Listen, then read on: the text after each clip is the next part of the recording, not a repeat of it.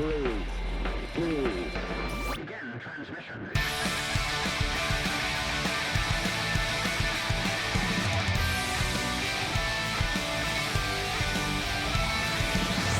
This is Dungeon Radio Hour. Hello and welcome Space Cadets to Season 2 of Dungeon Radio Hour, an actual play comedy podcast where we're spilling all the gravity. As always, I'm your host and Dungeon Master, Dalton Rusher-Riddle, joined once again by my ragtag band of heroes. Introduce yourself, heroes. I'm Michael Adair. I'm Alissa Adair. And I'm Andrew Gehrlein. I'm fine, I promise.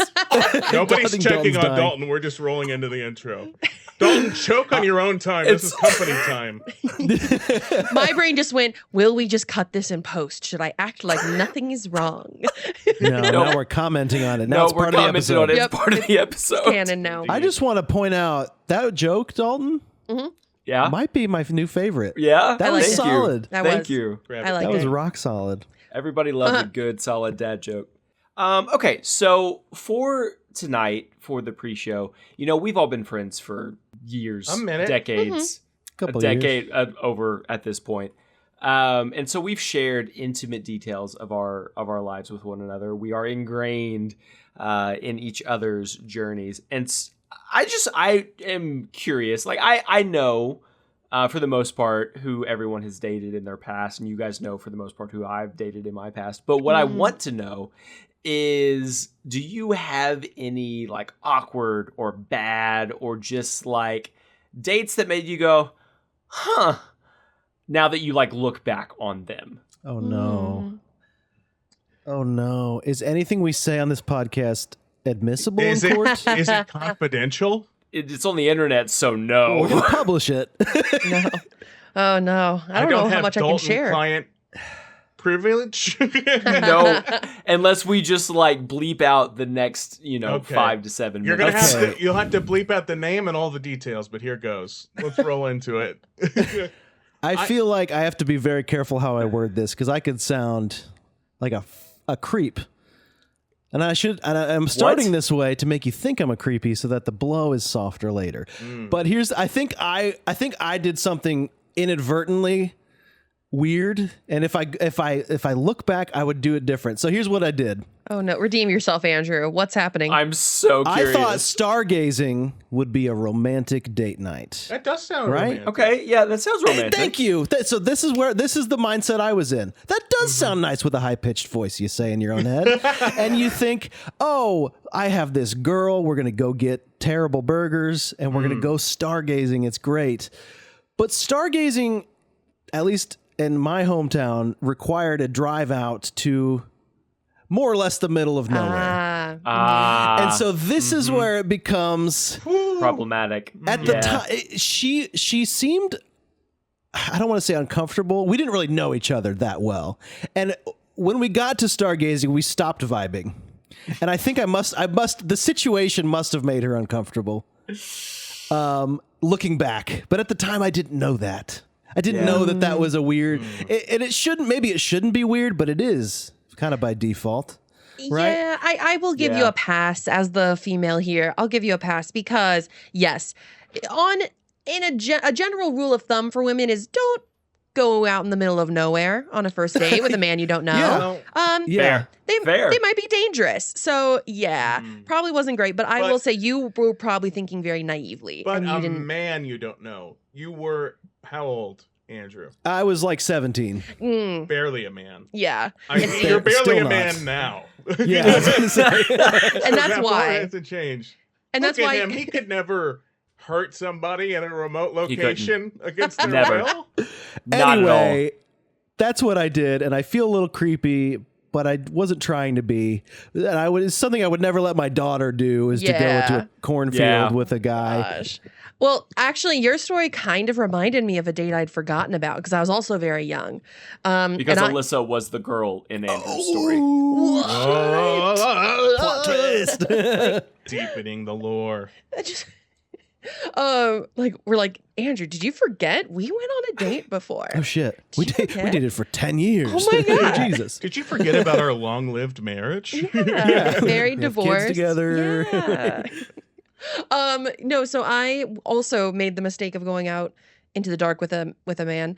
Oh no. Because I actually Don't did go have on to a say it date like that. kind of similar to this, but here, okay, it's gonna sound bad at first as well. So what we did was we also wanted to go out and see the stars, and the guy that I was dating also said, "Oh, there's this. I had like a surprise. There's something else that like is really pretty here at this location." And it was an elementary school that we went to. So late at night at like 10 p.m. So school's closed. But looking back, that is kind of weird that we went to a school. And then we went into the playground in the back, and it lined up with a giant field, and there were millions of fireflies. So it actually was very magical sitting like and playing on the swings, because we're like 18. bet. We're only like 18. So it's like we're Yeah. swinging on the swings and we're just seeing millions of fireflies, and it was very, very romantic until a cop found us. Oh shit. And it was actually pretty creepy because it was an unmarked vehicle, but we knew it was a cop because we saw from around the corner, we saw that he was in uniform when he got out of the car. So we quickly ran the other way around the school building, got back to our car, started driving away, just slowly trying to be like, yeah, we're totally cool. And no, he pulls us over and he's like, Oh, what were you shit. guys doing? And somehow we talked our way out of it. We told him we were scared because he was in an unmarked vehicle. We didn't know he was a cop. We thought he was some like weird pedo. You made it his fault. Yeah. Yeah, and because we're It's only 18. your fault. Yeah, and we're like, and Yep. he's like, I mean, I guess I am in an unmarked vehicle. He's like, all right, well, as long as you guys weren't doing anything weird, because we weren't like inebriated, we weren't high. Like I think he could tell we were sober. Because now looking back, I'm sure that's what he thought was happening. Was like Smoking a J on the Yeah. swings. Enough something to like know that. good. getting up to no good. So yeah, that's the time Handies that in the slide. Yeah. that's the time my date got cut short from almost getting arrested. Yeah, So leave it up nice. to Alyssa to Wow. gaslight the cop. I like Right. it. Very manipulative, babe. I like that side. The cop resigned the next day. I'm sick of scaring teenage girls. You forget, this was 18-year-old Alyssa. Like, she would just sweat trying to tell a Innocent lie. Alyssa. Very innocent. It was mostly the guy who sweet talked our way out. I'm just But did sitting you there like trying my this guy? best to like smile. Was this a guy you liked, or was it like, did the cop cock block you guys? At the time, you liked this guy. Yeah, because Mike knows who it is. At the time, yeah. So I was a little sad because I thought we were gonna make out. This was like early dating. Oh, Oh, totally- whoa. Tell me more. Tell me more. Was he in an unmarked car? Tell me. All right. Anyway, I'll tell my story now that everybody else has talked too long. Yeah. So Mike, if you can believe it, hasn't gone on a lot of dates. Oh. I can believe it. You're mean. Everybody's mean. We know. Yeah, I was scared of intimacy, so I did not go out on dates. Even when I was asked, I avoided it. So a date I went on before going out with our dear Alyssa, I went out with a mutual friend of ours, and we see a Christopher Nolan movie, Inception. And we're chilling, watching the movie. I pay for a ticket. We're sitting there about, I don't know, 40 minutes, an hour in to that 2.5 hour movie when I finally have the nerve to make a move. Lift up the hand, go to put it over the shoulder, punch her in the head, trying to put my arm over. And this girl is less than half of me, about 90 pounds soaking wet. Reach, punch in the side of the head. Oh no, sorry. It's okay. She's smiling back at me. I've totally rocked her noggin. Like, she looks a little dizzy. I put my hand around her, but now I'm doing it like Keanu Reeves, where I'm barely touching her because I fucked up punching her in the head. She drops me off back at home.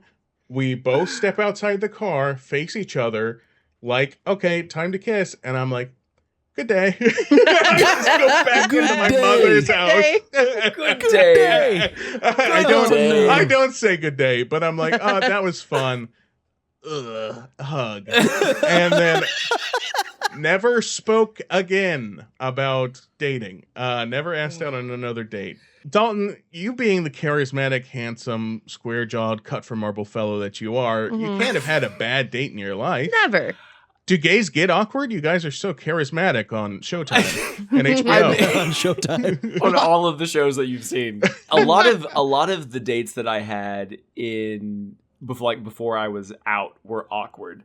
Like just all of them, because I was trying to pretend I was interested while actively putting the brakes on as much as I possibly could at the same time. Like they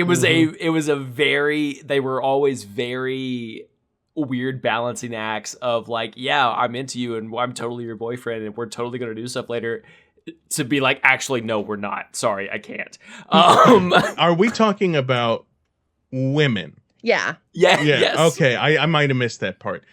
Yes. I've heard. Yes. I've heard some of the stories floated through our theater department. No, so all of them were always awkward. But one that I like, looking back on it, it was such like, what are you doing? It was the girlfriend that I had in my senior year of high school. It was as serious as it can be, or as serious as I would let a relationship get. Yeah.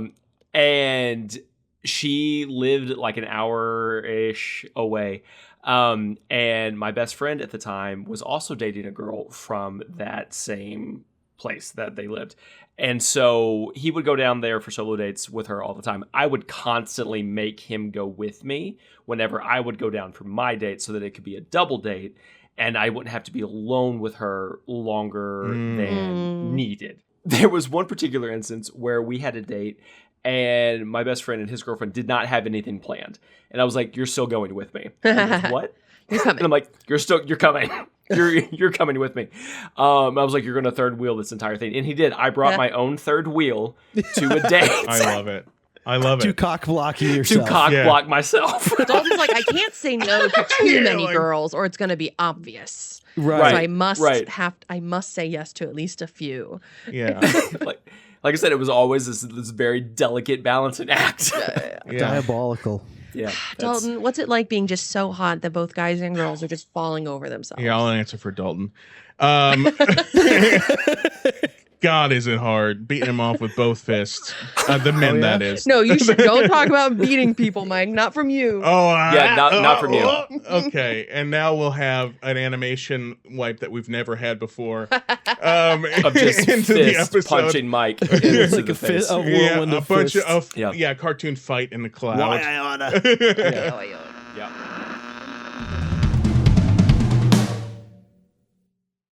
All right, so when we left off last time, you three made it through the remaining areas of this abandoned cathedral, and you retrieved the 3 data discs for Slicer, and you are making your way out to the teleportation pad to Susie. Mike, are you raising your hand? No, I'm holding my hand up in character because I have the data disc around my fingers currently, like Funyuns. Continue. Yes, you do. Mm-hmm. And don't forget, the two of them jumped out of the windows like the children in Weapons.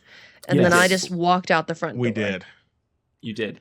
And Alissa may or may have not seen something in her periphery as she left the cathedral. So we're going to pick it back up with the 3 of you approaching Susie and her teleportation pad that she has there beside her.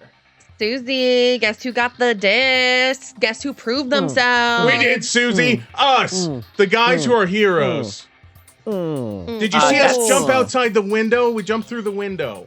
I'm I bleeding. did. That I'm bleeding was a lot. Dude, I reckless. gashed my elbow. It's a lot of blood.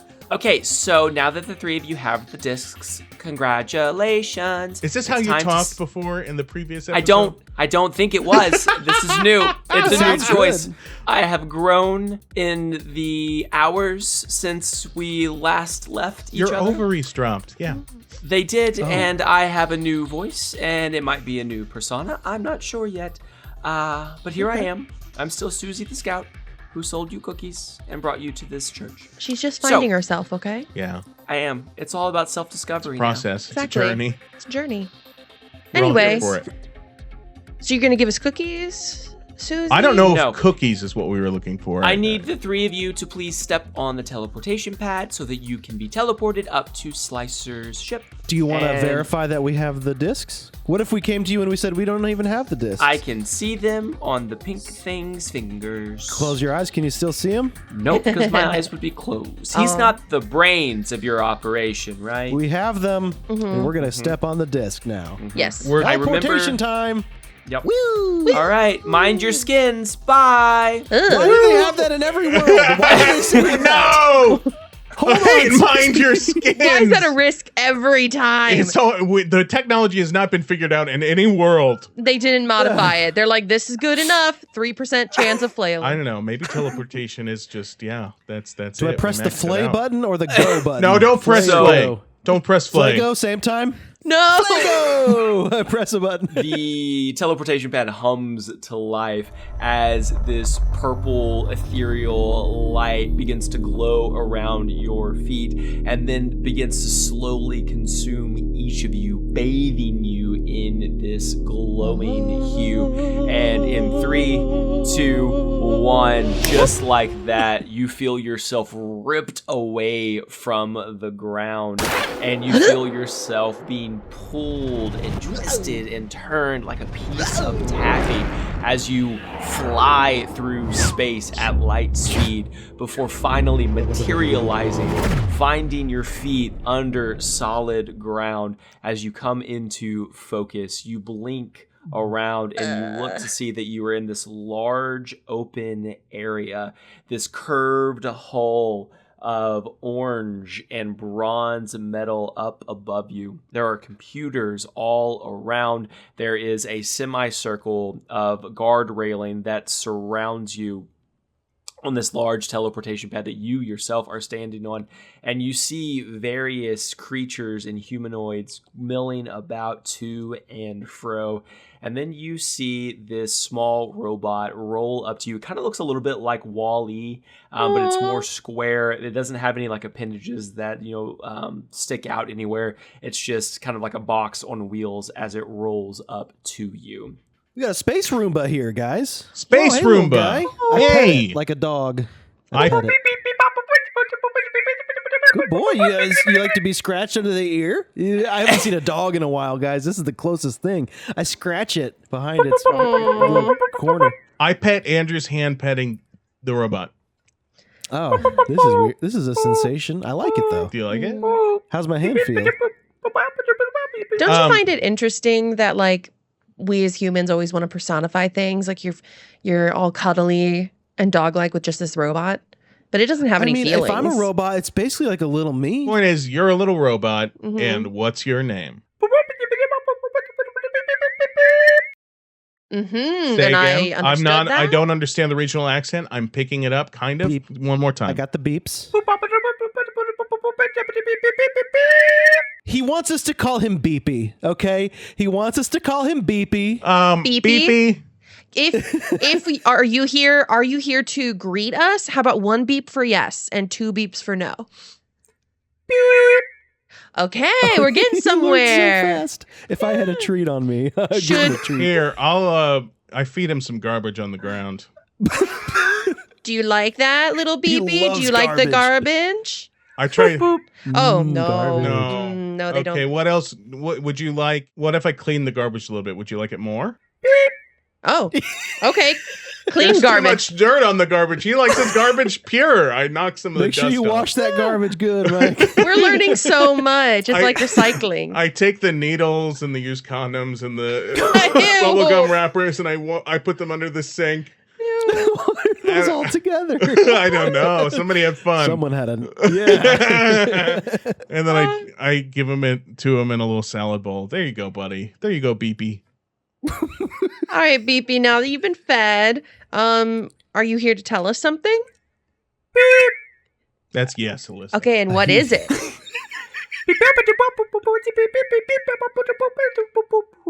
That was my Oh. mistake. Yeah. Okay. He wants us to follow him, guys. You know what?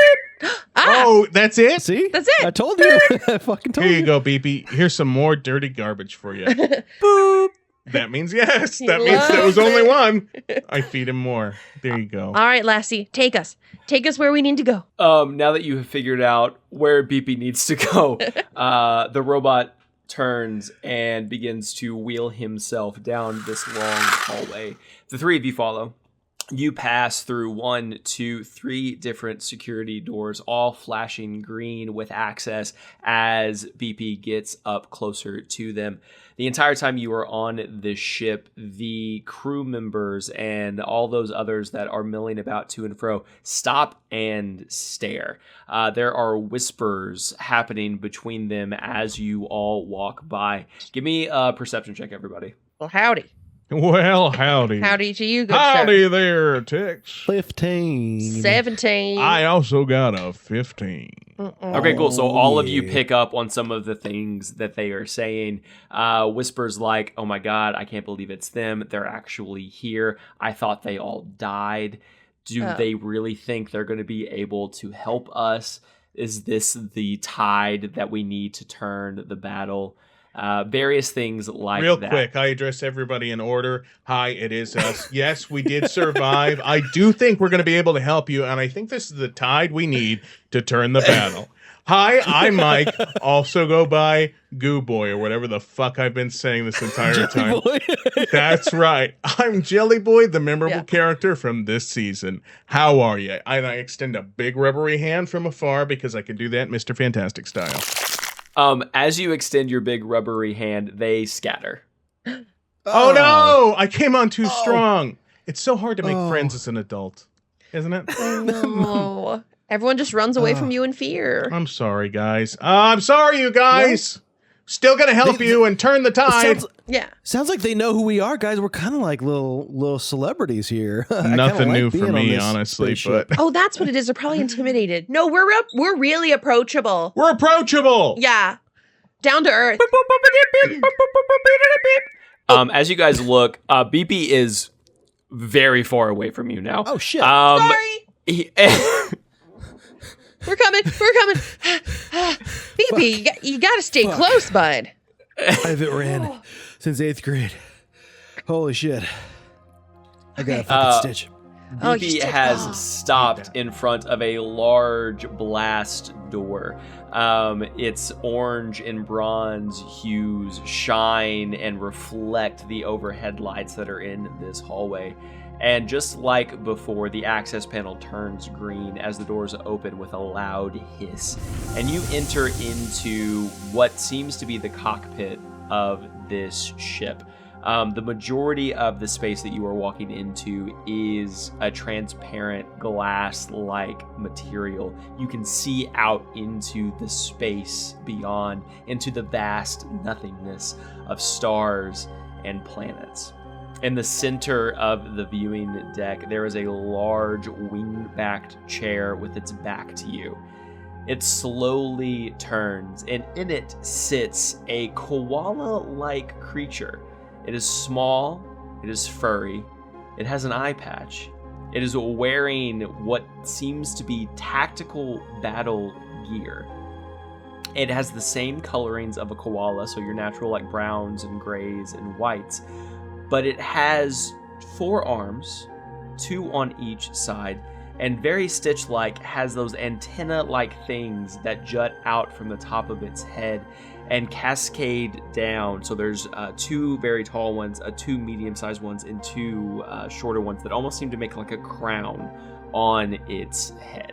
Oh my god. Honestly, first off, love the chair.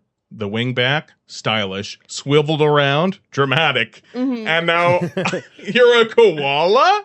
Hi. Hi. Are you Slicer? Our contact. Good day, mates. Yeah. It's Slicer. It's Slicer. Slicer, knew nice it. to meet you, friend. You're Hey, white eye adorable. patch. Is it because you guys get chlamydia in the eyes a lot? In the eyes? They do. No, it's Google it. because it is non-existent. I was taken out with a laser bolt during shit. my season of Space House. Wait. You Mike, were on I Space remember House. that. Yep, Mike, as he says that, you know exactly who he is. You're Slicer. the Slicer, the one that was killed in your season. I want to say it's season 14. Season 14. Right, season Wow. 14. Listen, I had a lot of idle time before you guys showed up here, so I mostly filled it with TV. I know I'm bad, but you know it's who I am at the end of the day. Slicer, I could have sworn you were fucking bug food, friend. You're right, mate. I was bug food indeed. However, what you see on Space House is not always what it seems. I'm going British, and I'm not sure why. No, it's so true, Slicer. I mean, when we were on Space House, they made it seem like nobody liked us, especially me, because I'm a quote-unquote Macy. But off camera, dude, everyone loved me. I was like one of the best contestants. They loved our team. We were the most popular guys. Back me up. The most popular team on Space House. And bot, I'm going to stop you right there. Mm-hmm. I saw Space House, the season that the three of you were on. I know that's a bold-faced lie, and it's okay. Well, It's They fine. painted us in a bad light. yeah, that's what off camera. This is what I'm saying. You didn't see the off camera stuff. How they loved They us. did, Peony. They did. Space House has a tendency to paint everyone in a bad light, and that's why we need the three of you. I don't want to say too much, but I'm very excited for the three of you to be here. I'm sure there are questions. Oh, Yeah, well, millions. I'll start. What are we doing here? What do you need us for? I have some specifics, Slicer, that are more specific, if I may. Sure. First off, do you have anything to do with the weird meteor or asteroid attacks hitting Space House? Because it seems like Convenient. there's something being covered up or something. We're being told some gobbledygook. With Jelly Boy, that's an easy question. The answer is yes. The asteroids that are striking the satellite of Space House is actually our ships, the Resistance fighters, and our cannon fire blasting into the side of their hulls. So, my question to you, Slicer, you talk about a resistance and such. Who are you resisting and why? And what's the goal? And if you're resisting, should we use force? Yes. Yes, I do believe that you three are the key to the Resistance winning. The Resistance is all of us. The Resistance is those tired of living under the suppression of Spaceopolis, of the Tribunal. Well, I'm with you there. I fucking hate the Tribunal. I think it's more appropriate to show you than to tell you. Oh, yeah, I love a movie. I don't know if I've made this clear, but I watch a lot of TV. So if we can get some This guy popcorn loves in moving here pictures. or some snacks or Show something. us. Rover, play. As Slicer says, Rover, play, you see BP down in the corner as a large hologram projection in its beautiful glowing blue hue pops up, and you see security footage. Everybody give me a history check. Oh, Ooh. hey, man, you ever seen a 21. 6 before? You ever see a 6 in history? Alissa, what'd you get? A modified 20. Cool. So Alissa and Andrew, you automatically recognize this space that's being shown as Dr. Bad's office. It's Dr. Bad's office. No way. Yeah. Yeah, look at the way that it is. Right there. It is. You see Banana Top Hat on a slab with Dr. Bad doing some form of experimentation. There are tools and utensils that he's using. Banana Top Hat is clearly in distress as it fights against the straps that have it anchored down to this table. And the feed skips ahead. Banana Top Hat is no longer on the slab, but now he is in a large test tube that is up against the wall, like the large test tubes that you all saw inside of Dr. Bad's office, not unlike the one that Jeff was put into. And as the camera continues to cycle through its feed, you watch as Banana Top Hat begins to mutate into this large, muscly, veiny, grotesque, kind of like Dr. Jekyll, Mr. Hyde situation type monster. while still keeping some of its banana top hat-like features. And then that's where the feed cuts out. Banana Dear top hat. God. I mean, he was such a nice guy. Look what they did to him. They turned him into a veiny, vascular monster. Banana top hat was my favorite fruit-based contestant with an item of clothing from this season. I can't believe he's been turned into... Applejack Delilah was pretty good too, but yeah, Top Hat Banana Man is a top 3 for me. I guys. like Mango Scarf Lady as well, but yes! Well, I fucking hate this. Remember Mango Scarf Lady's my number 3. Remember what we saw in his office? Banana Top Man was not the only experiment, was he, Slicer? No, he was not. He's not the first, and he will not be the last. How many other experiments are there? How many seasons of Space House have there been? 76. Wait. There's so many experiments. I thought he was just experimenting on our season. You say he's been doing this for years? For years. He must be doing it to our friends. Ever since Space House was introduced, created, it has been a guise, it has been a ruse, it has been a cover for Dr. Bad's sick experiments and the Tribunal's devious reaches. Oh no. I knew God. something was going on. Oh, Dez is probably being experimented on. Jeff, I mean, not that I care about him, but for some reason I care about him.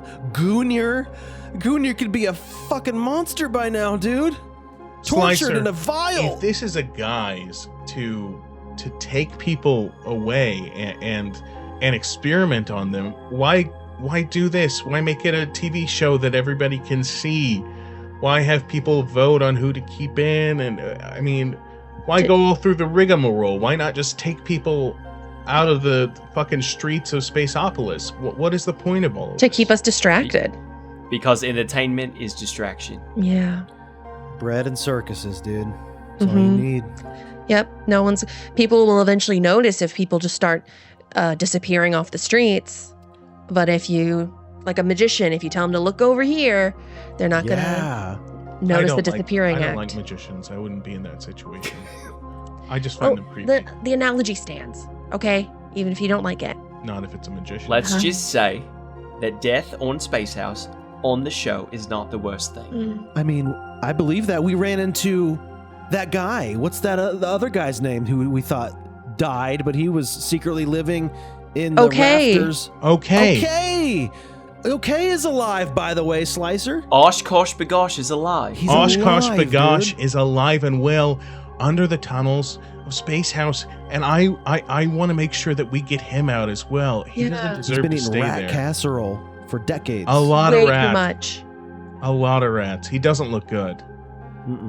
Once we have neutralized Space House, I'll be sure to send in a small strike team, and they can root out Oshkosh if he's still there. And hopefully we can bring him back onto the ship. Slicer, can I ask you one more question? Well, of course. And I know it's going to seem like I'm deflecting and not taking anything that you're saying seriously, but honestly, that's just because I'm uncomfortable and I'm thinking about the weighty decisions, you know, that this society has made. But can I tickle your tummy?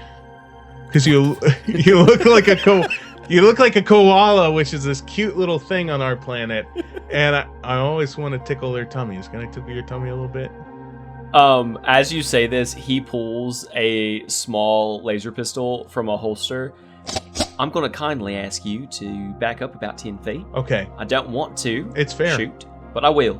You know, I heard that you guys were dangerous. Hey. I never believed it, but I heard you guys were dangerous. More claws than laser pistols, but okay. They kill more people than dingoes every year. Yeah, and dingoes kill more babies than koalas. Okay. I have a question for you. Go ahead, Peony.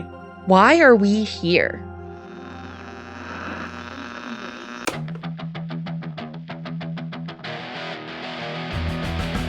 Our heroes have finally encountered the enigmatic Slicer, but he has also laid out a world of problems at their feet.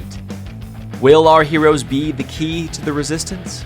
Find out next week when our newest episode drops of Dungeon Radio Hour. In the meantime, head on over to our Patreon at www.patreon.com/Dungeon Radio Hour for more extended intros, behind-the-scenes content, and bloopers. Until next time, keep the volume up, the dial tuned in, and always say yes to adventure. Bye for now, kids.